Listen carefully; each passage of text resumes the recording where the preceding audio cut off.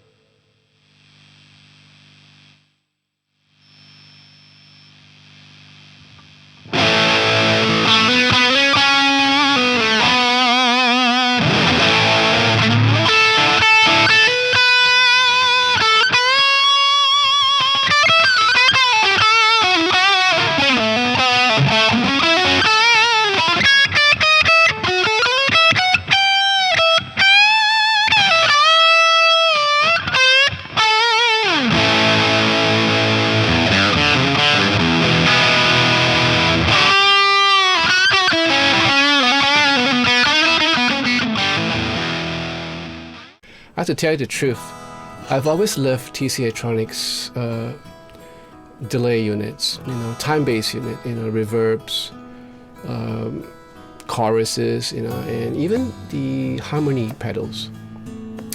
And I even love the tuners. They're really great company. They come up with really good stuff. The only thing that I'm not impressed with is their distortion units or their overdrive units. It never really caught my ear, caught my fancy. So I thought I'd give this a try. This pedal comes in at about $50 US, about $34 euros. And I'm trying to build a pedal board for my friend, so I thought I'd incorporate this into this pedal board. Essentially, there are 4 parameters. On the top side, you have the gain and the level, and then on the lower end, you have the EQ section where you have the bass and the treble. This is a true bypass, on and off, in and out, and that's it. Screw here for a battery compartment for 9 volt, and of course a power supply for 9 volt. Very simple, very basic unit, So we have a dip switch here.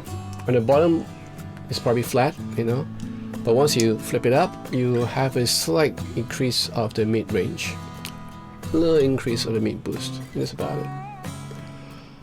How do I find this unit?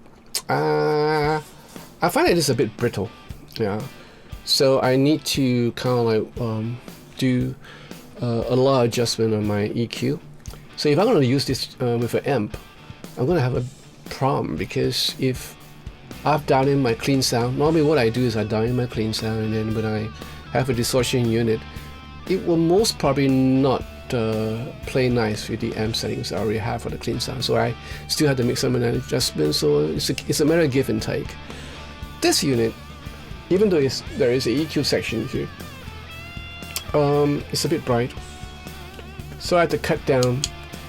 When I was playing this treble was like 9 o'clock, maybe less, 9, and if I were to get a good solo sound out of this, then I have to kind of EQ my amp again. But this distortion unit really shines when it comes to power chords.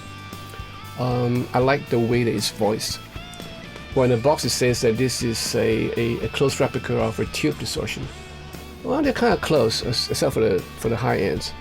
When you're playing this unit with chords, the chords will come out, and you can actually hear chords being played with the distortion. Some units will just muddle things up and you can hear the chords clearly. So this is where it shines. But when you're using this for a solo sound, the unit is pretty noisy by itself.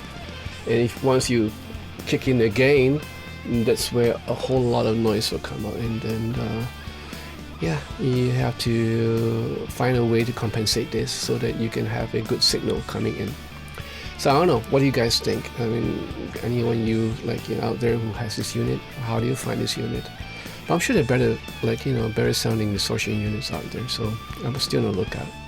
So if you like this video, give me a thumbs up. If you want to join this channel, just feel free to go ahead. And till the next pedal, and to the next video. Ciao.